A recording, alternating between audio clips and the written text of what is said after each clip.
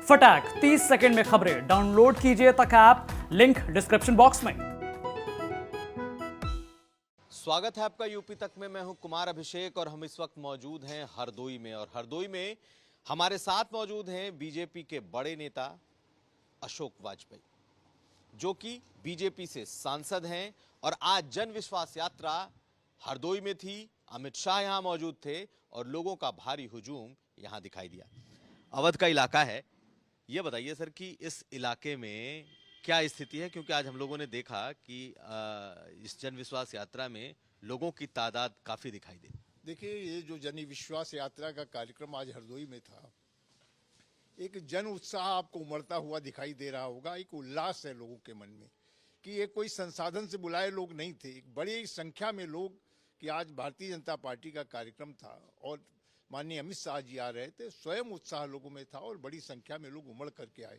मैं तो ये कहना चाहूँगा, ये एक ऐसे मोड़ पर आज उत्तर प्रदेश विधानसभा का चुनाव आ गया है कि ये 2017 से बड़ी लहर बनती जा रही है और प्रदेश की जनता ये तय कर चुकी है कि आने वाले समय में भारतीय जनता पार्टी की पूर्ण बहुमत की सरकार बनाएगी। लेकिन बड़ी लहर की आप बात कर रहे हैं, लेकिन अभी बीजेपी को बड़ी परेशानी हो रही है कि ब्राह्मणों को कैसे भ्रम दूर किया जाए, उन्हें कैसे मनाया जाए। दिल्ली में बाकायदा दो मीटिंग हो गई।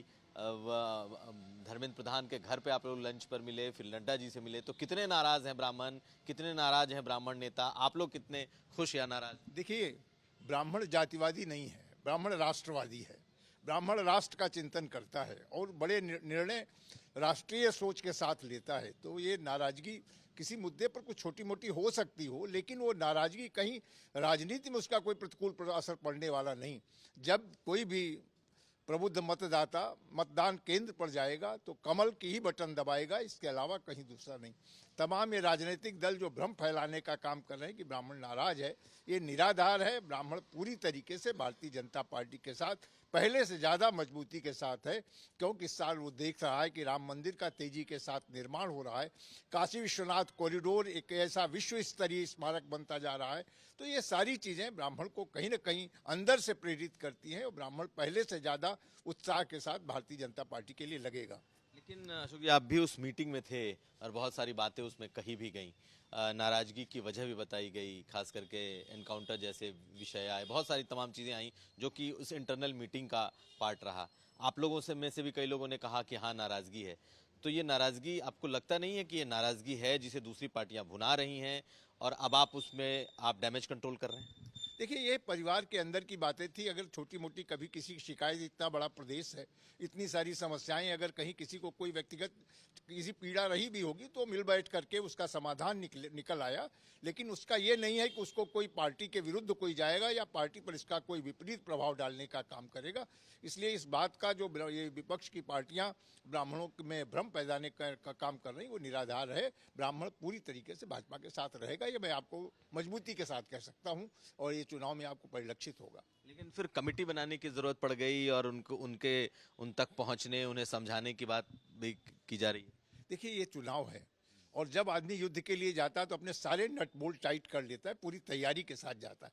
तो भारतीय जनता पार्टी भी अपने चौथे इम्तहान में जा रही। 3 इम्तहान शानदार पास किए हैं और चौथा इम्तहान 2022 में होने वाला है। उत्तर प्रदेश बहुत बड़ा सूबा है, इसलिए हम कोई कोर कसर नहीं कहीं छोड़ना चाहते हैं। समाज के सभी वर्गों के बीच में एक नया उत्साह, नई ऊर्जा का संचार हो और पूरे जोश के साथ 2022 का चुनाव भारतीय जनता पार्टी को जिताने में लगे। इसलिए ये सब काम उसी के अंतर्गत हो रहा है कि युद्ध के लिए सारी हमारी फौज को ठीक से तैयार करना है। चौथा चुनाव में आप जा रहे हैं, लेकिन लगता नहीं एंटी इनकम्बेंसी है आपको, क्योंकि अखिलेश यादव की सभाओं में भी भीड़ दिखाई दे रही है, हुजूम दिखाई दे रहा है और अखिलेश यादव उत्साहित भी हैं। समाज, आपको क्या लगता है सीधी लड़ाई समाजवादी पार्टी से है या और भी लोग हैं लड़ाई? देखिए अभिषेक जी, आपने 2014 में भी कवर किया, 17 में भी कवर किया, 19 में भी कवर किया। क्या कभी विपक्ष की सभाओं में भीड़ कम हुई? अखिलेश की सभाएं मैंने तब भी देखी हैं और साथ में मैंने वो सभाएं की हैं, तब भी भीड़ का जनसमूह उमड़ता था। लेकिन जब नतीजे आते थे तो दूसरे होते थे।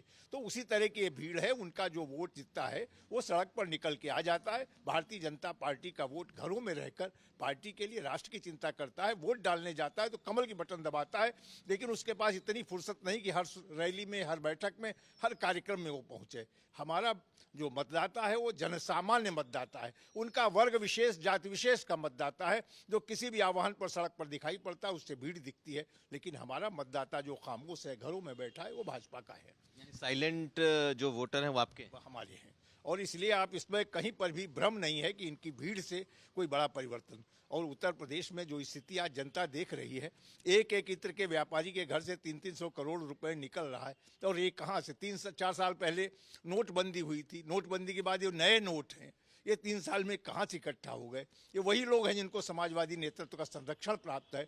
और दूसरी तरफ एक एक पैसा गरीब के खाते का, जो मेहनत का पैसा है, उसके खाते में पहुंचे, यह प्रयास मोदी जी का है। इस पूरी कोरोना महामारी में किसी गरीब का चूल्हा बुझने नहीं दिया, कहीं कोई भूखा नहीं सोया, ये प्रयास था। और आज भी जिस तरह से निःशुल्क खाद्यान्न वितरित किया जा रहा है और तमाम योजनाओं के माध्यम से, कल्याणकारी योजनाओं के माध्यम से डायरेक्ट बेनिफिट ट्रांसफर किया जा रहा है, ये कोई छोटी उपलब्धि नहीं, और जनता उसको समझती है। एक सवाल ये है कि आप लंबे समय तक समाजवादी रहे, मुलायम सिंह के आप करीबी रहे, अखिलेश यादव के साथ भी रहे, अब चाचा भतीजे दोनों एक होते जा रहे हैं। शिवपाल यादव और अखिलेश यादव साथ हो गए। आप समाजवादी पार्टी को अच्छे से समझते हैं, कितना इम्पैक्ट है इन दोनों का और कितना आशीर्वाद मुलायम सिंह यादव का अपने बेटे और भाई को है? अभिषेक जी, रहीमदास जी का एक दोहा है, रहीमन बिगड़ी याद की बने न खर्चे दाम। अब जो बिगड़ चुकी है, दिलों की खटास दूर नहीं होती। और राजनीतिक एक ऊपर ही दिखावे में भले ही इकट्ठे हुए हों, लेकिन इसका कोई बड़ा असर पड़ने वाला नहीं, क्योंकि पिछले जिन चुनाव की हमने चर्चा की है, 2017 तक एक साथ मिलकर के ही इन्होंने लड़े हैं, तब क्या नतीजे आए थे। तो इकट्ठा होने पर भी कोई बड़ा फर्क पड़ने वाला नहीं है। उनकी व्यक्तिगत 1-2 सीटों पे उसका प्रभाव हो सकता है, लेकिन बाकी प्रदेश पर इनके इकट्ठा होने न होने का कोई प्रभाव नहीं। ये पारिवारिक पार्टियां हैं, परिवार के ही कल्याण तक सीमित हैं, प्रदेश की जनता के कल्याण से इनका लेना देना नहीं। तो आखिरी सवाल के तौर पर ये बताइए कि हरदोई में बीजेपी कितनी सीटें लेकर के आएगी? देखिए, पिछले चुनाव में भी बीजेपी को 7 सीटें जीती थी, 8वीं सीट बहुत थोड़े मार्जिन से हारी।